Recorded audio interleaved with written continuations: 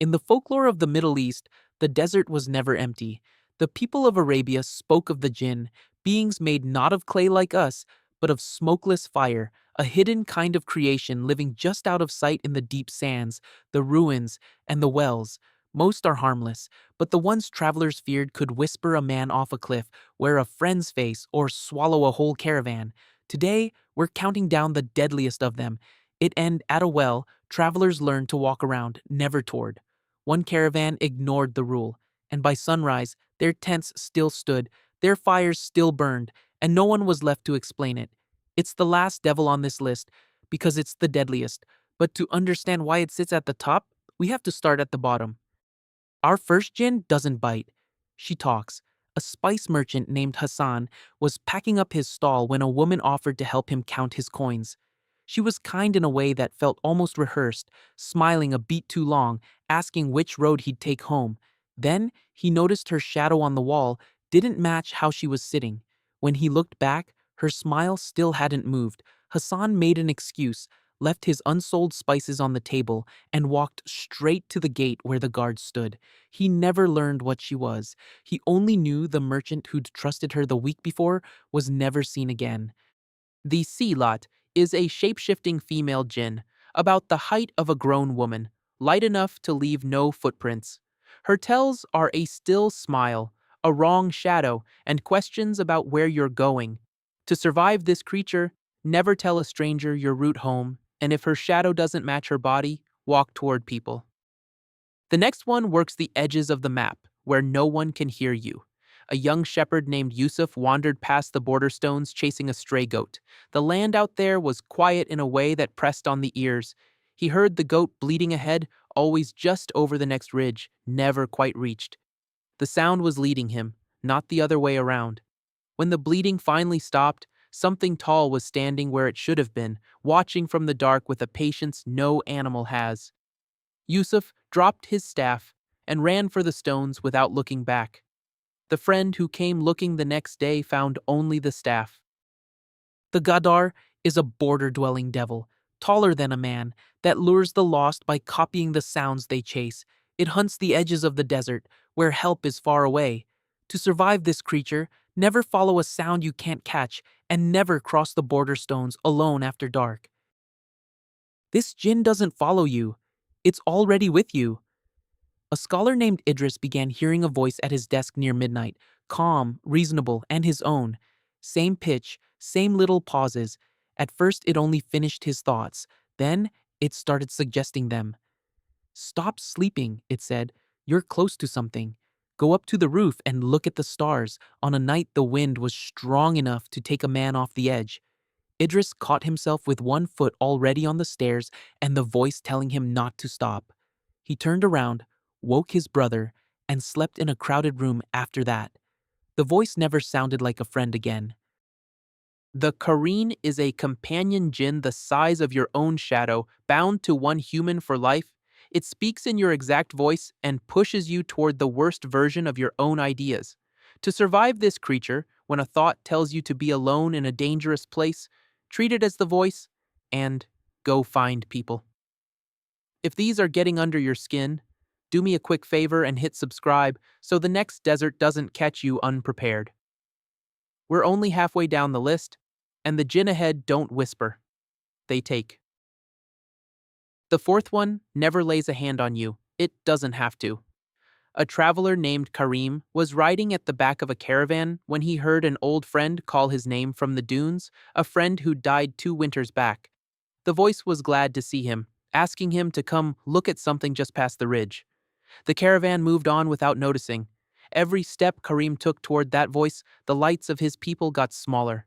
He stopped at the top of the dune and saw nothing waiting there but dark sand and a drop he hadn't expected. Something had wanted him standing right at that edge. Qareen backed away and rode hard to catch the lanterns. The man riding beside him that night was gone by dawn. The Shaitan is a tempter jinn, formless and roughly man-sized when it bothers to take shape. It never strikes you itself. It uses a voice you trust to walk you somewhere that does the harm for it. To survive this creature, never leave the group for a voice, even a beloved one. and never trust a familiar call from empty dark. Now they start showing themselves. A gravedigger named Tariq worked nights at a desert cemetery, and one evening he found the soil already turned at a fresh plot. He thought animals, until he saw the prints, long, clawed, leading away from the grave, not toward it. Something heavy shifted behind the low wall. It rose taller than him, hide like dried leather, mouth far too wide, and it had been feeding where the dead were laid. Tariq swung his lantern and his shovel and made enough noise to wake the district, and the thing hated the light and the racket. It backed into the dark. By the time the others came running, the grave was empty, and so was the man who'd been buried there. The ghoul stands a head taller than a man, with leathery hide, hooked claws, and a jaw that opens wider than it should. It haunts graveyards and lonely roads and feeds on the dead, sometimes the living. To survive this creature, carry light and noise, never walk a graveyard road alone at night, and if it backs off, leave immediately. The sixth one shouldn't be able to move the way it does. A pair of hunters crossed a valley their grandfathers had warned them about, the one where things were said to be only half there. Near dusk, one of them, Saleh, spotted a figure hopping along the rocks ahead. One leg, one arm, half a face. He laughed at first. Then, it crossed the distance between them faster than anything on two legs should, and his laugh died. He shouted at his cousin to run, and not to let it touch them. They scrambled up the loose scree with it right behind, one bound at a time, and at the valley's edge, it stopped as if a line had been drawn there. Saleh's cousin never told that story without checking the door first. The Nasnas is a half-bodied devil, one leg, one arm, half a head, that moves in long, impossible leaps.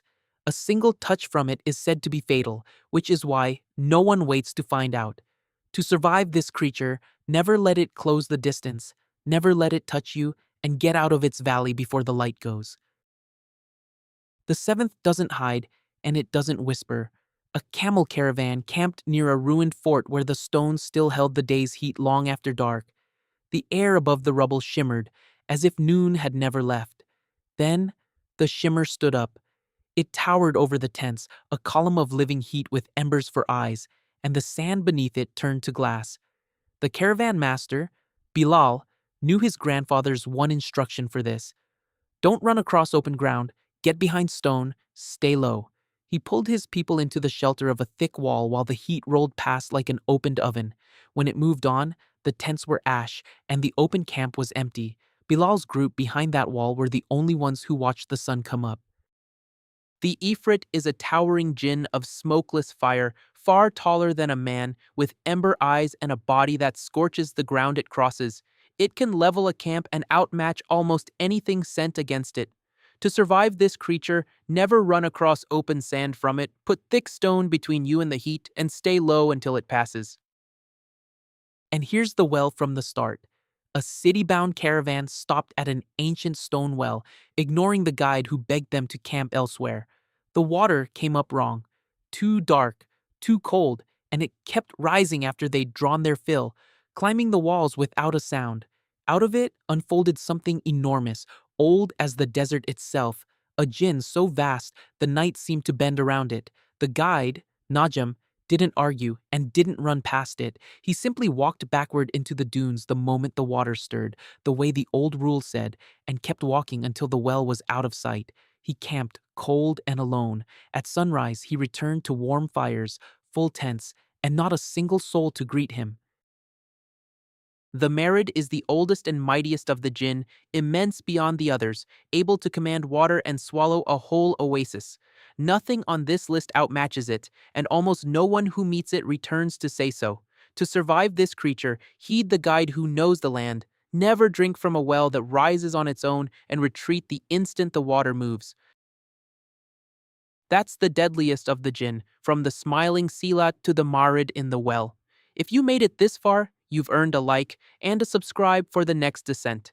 Tell me down below, which of these would you least want to meet in the dark?